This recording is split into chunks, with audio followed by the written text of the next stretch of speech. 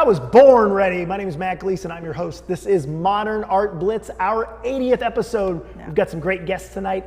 Later in the show, Devora Freed, Mike Street. But right now, an artist who's shown for many years in the Southern California art scene. She's up to the museum level, and you know, you can't get any higher than that. Ladies and gentlemen, the esteemed Linda Vallejo. Oh, what a How you doll doing? What a doll you are. Well, you know, What a doll that's you are. my job's to be a doll. You're a doll, yeah.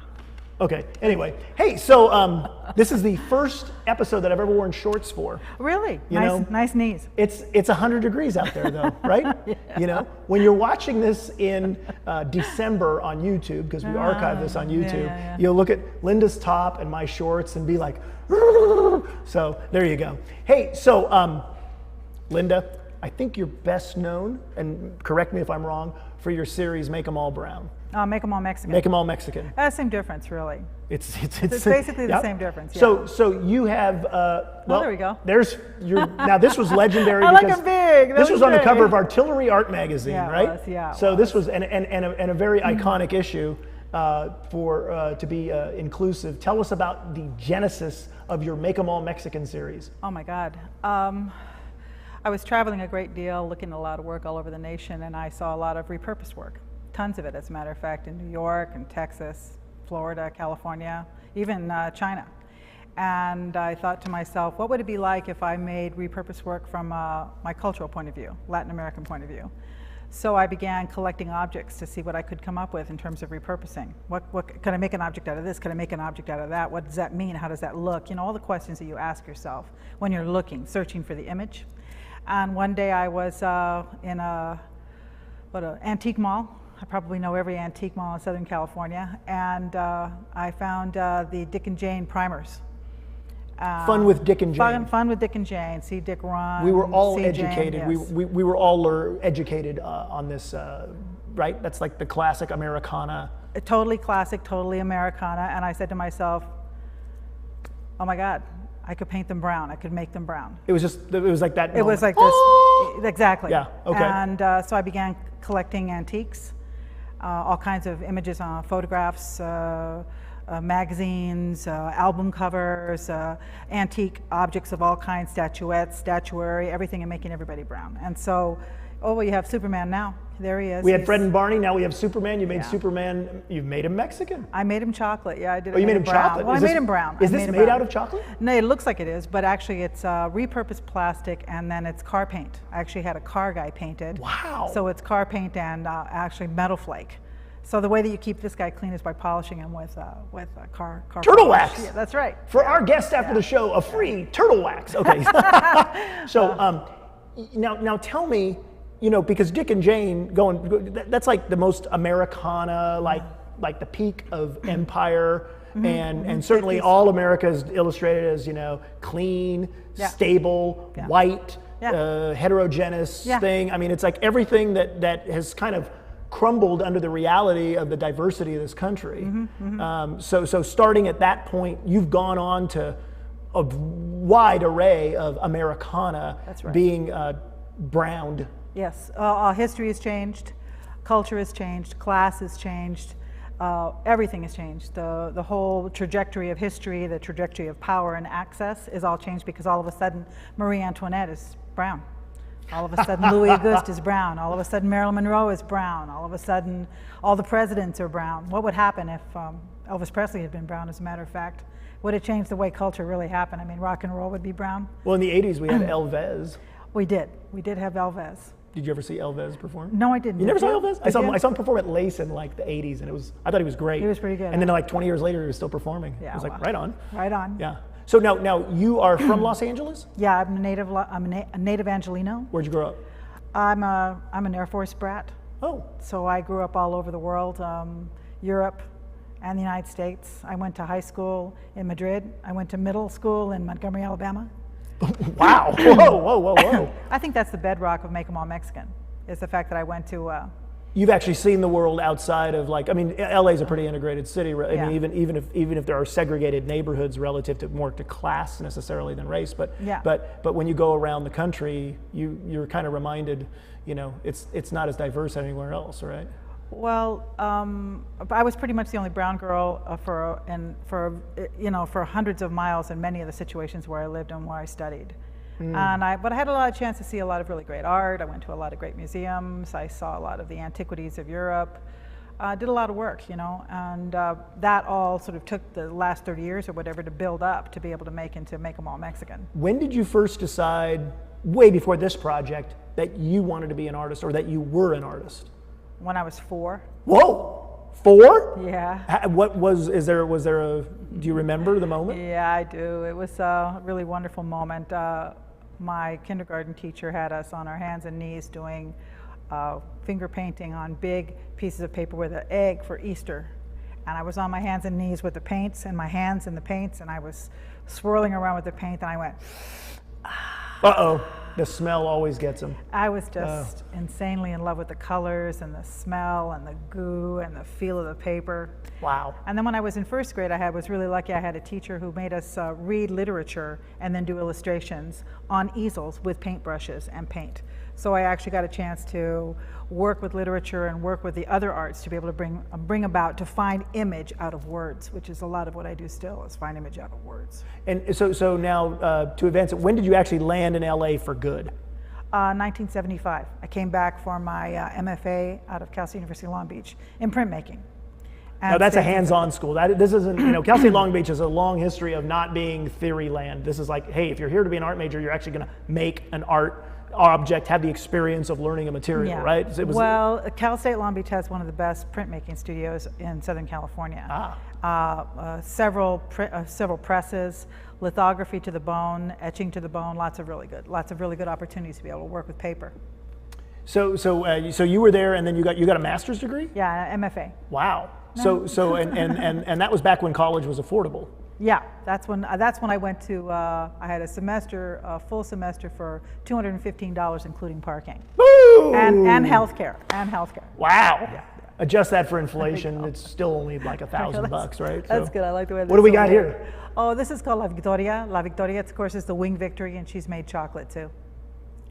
And again, this is auto paint enamel. Because I'm actually thinking, like, you know what? I need a box of See's candy for some reason. I know. Mean, it's like why? Yeah. What has dropped the hint in my mind? But it's actually now is this based on like a sculpture from antiquity? Oh yeah, this is the Winged Victory. Now, so and you just went to like an antique store and found this?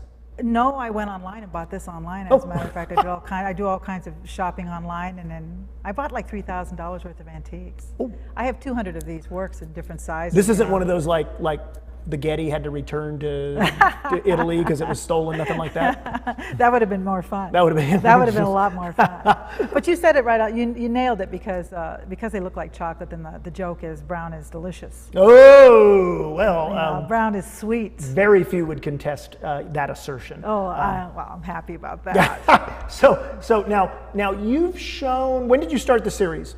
2011. Okay, now before that you already had an extended career, right? Pretty much working really hard, yeah. Yeah. I mean, I went to openings of yours, my God, I remember like early ones, way early, like in the early 90s, late 80s, early 90s. Yeah. I mean, you've always been shown, you've been part of the scene. Do you consider yourself, your work wasn't always fundamentally political like this work. No. So did you have an awakening, or have you always been active in the Chicano scene, or did you see yourself in a wider category? I've always seen myself in a wider category than anything I'm ever involved in. I'm involved in lots of stuff. Okay. But because I traveled all over the world and had a chance to be involved with lots of different things, I tend to see things stacked in multiple ways. I've been involved, of course, with Chicano art movement since I got back in '75 with self-help graphics, where I started my alma mater. But there's a lot more to look at than just Chicano art, as far as I can tell. I mean, there's a lot. There's antiquities, there's modern work, there's all kinds of things. Fundamentally political, what happened was I was doing fantastic realism landscapes for about 15 years. And then it took 30 years of being involved in a socially conscious political environment to make political work. I tell the story that, when 9/11 happened, everybody was doing flags. Everyone was out there doing flags. And I said to myself, no, I'm not going to do flags.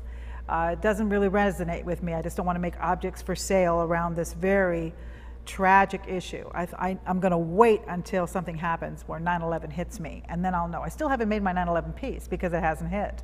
And it took 30 years for me to find this social, political image based on my experiences being a brown person.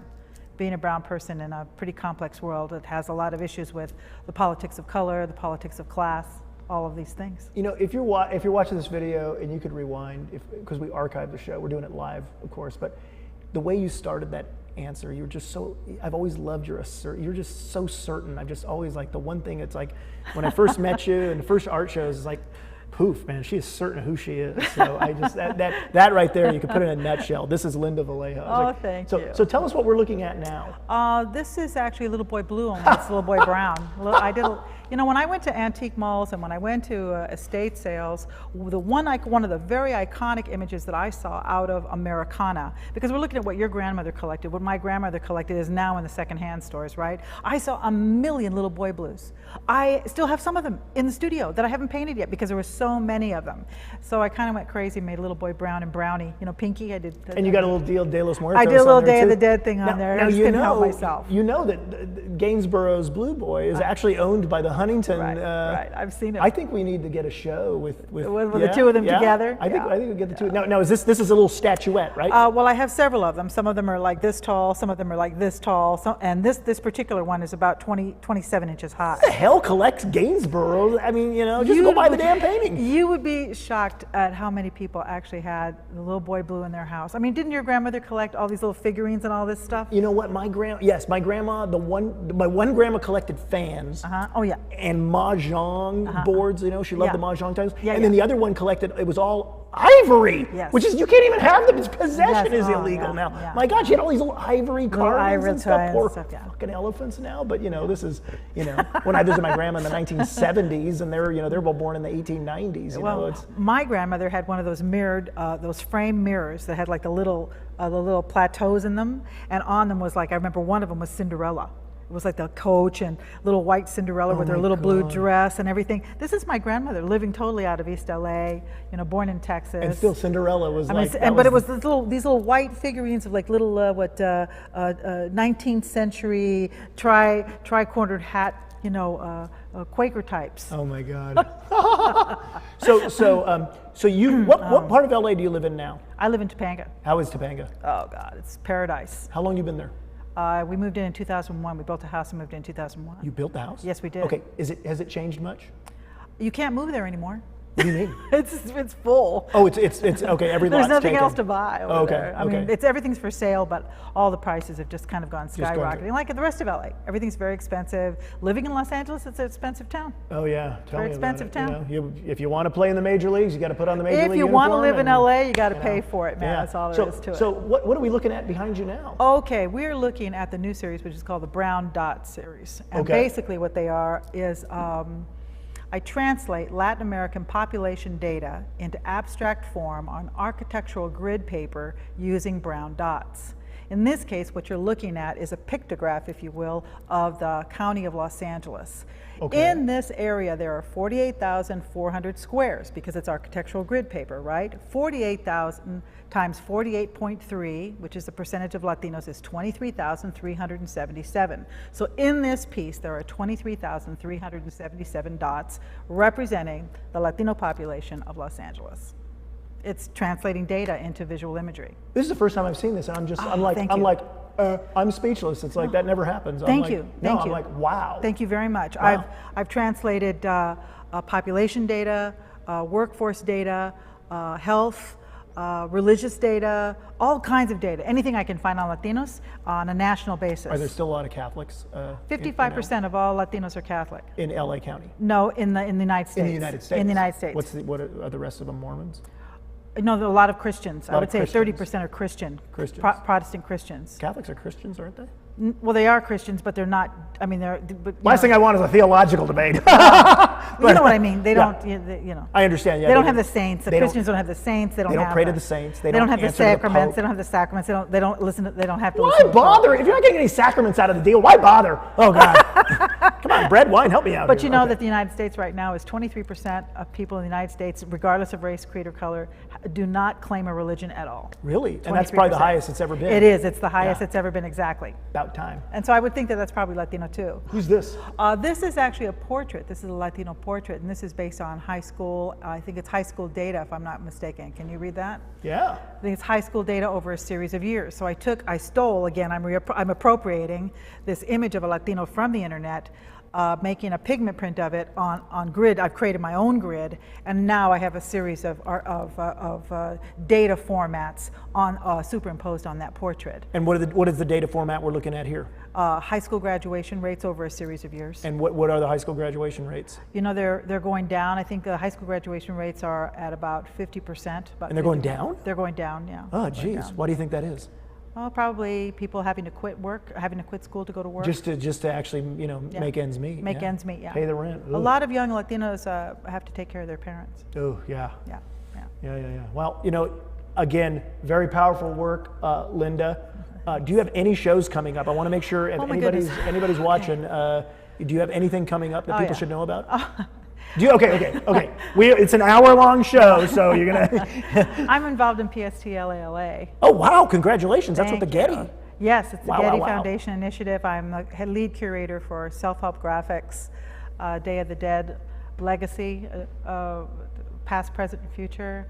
I'm going to be showing with PST-LA with Marisa Chiacciolo out of Building Bridges in Santa Monica at Bergamot at the Museo in Orange County. I'm going to be showing with SALT Fine Art in Laguna Beach. I'm going to be showing with, this is all PST. I'm going to be showing with BG Gallery at Bergamot. I have a solo there called Keeping It Brown. Nice. And I'm also showing with the, it was in Ventura. It's a Studio Channel Island. Oh, it's Channel Island Studios. Yeah. I'm doing a landscape show, actually. There were 2 other Latinos. The good news about all these shows is I'm surrounded by a lot of Latinos from all over the world. Cubanos, Centroamericanos, South Americans, Mexicanos, and Chicanos. So it's a really nice grouping of Latinos that it's always nice to be involved with a bigger world. Awesome.